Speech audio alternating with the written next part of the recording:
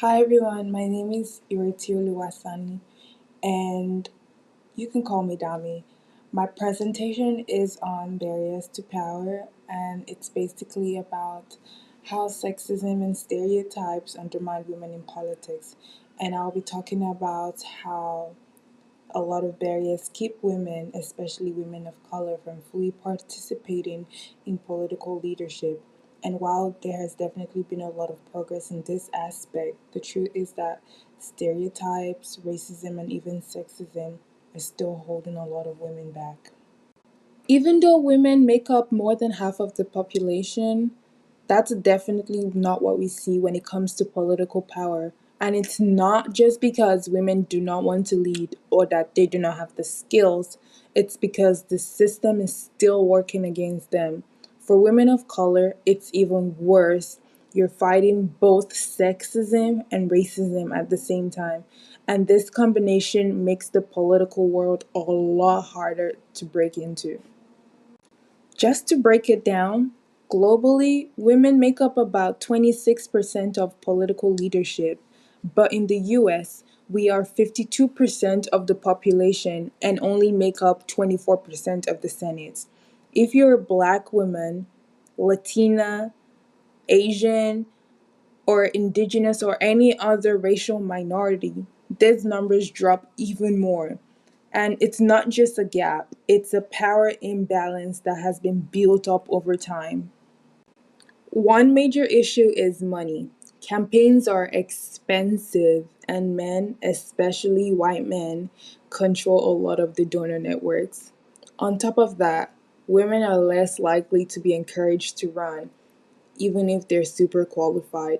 And when they do run, people and the media tend to focus on everything except their policies, how they look, their tone, whether they're likable.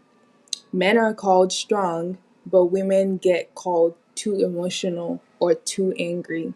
It is a double standard and it is exhausting. That's why representation in the media matters. The movie G20 was very powerful because it gave us a black female United States president played by Viola Davis. And she showed us what real powerful leadership could look like in a black woman while handling an international crisis. And while this story is fictional, it challenged the way people think about leadership. And same goes with the story of the 6th Triple Eighth Battalion, which was the all-female, all-black unit in World War II. And their story was barely told. It was buried for decades, and even then, it still made a huge impact.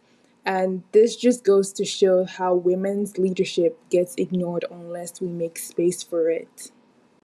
The sociologist Patricia Hill Collins talks about something called the matrix of domination. And this explains how race, class, and gender all intersect to reinforce oppression.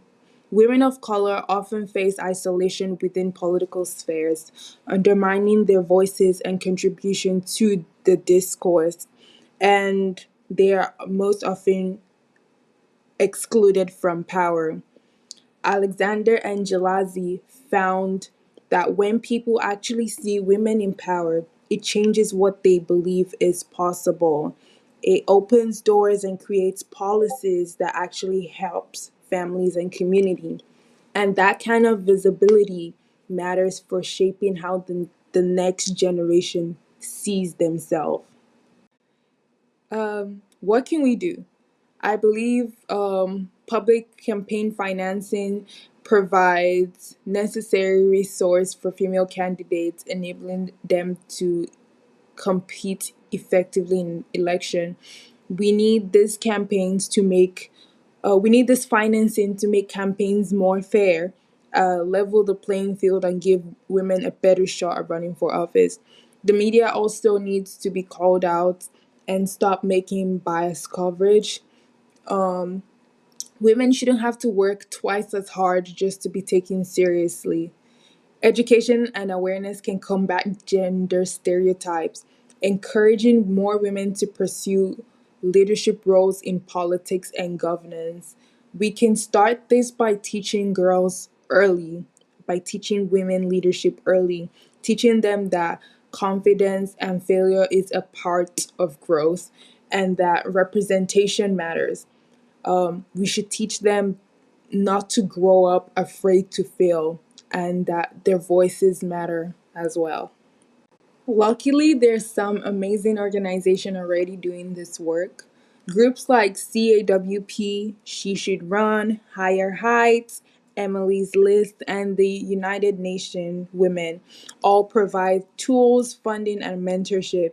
These groups are especially important for women of color who may not have access to traditional political networks, and these groups also help make sure women, especially women of color, are not left behind. Women have always been capable of leading. It is just that the system hasn't let us in. Real leadership means everyone has a seat at the table. And honestly, we cannot just celebrate fictional wins. We need to change policies, support women in real life, and keep pushing until gender equality and equity is not just a dream, it is the norm. Thank you all so much for listening in on my presentation. Here are the references I used for my work, and it is the same references that I used for my essay. I hope you guys all enjoyed this, and I do hope to listen to you all's presentation. Bye, and thank you once again.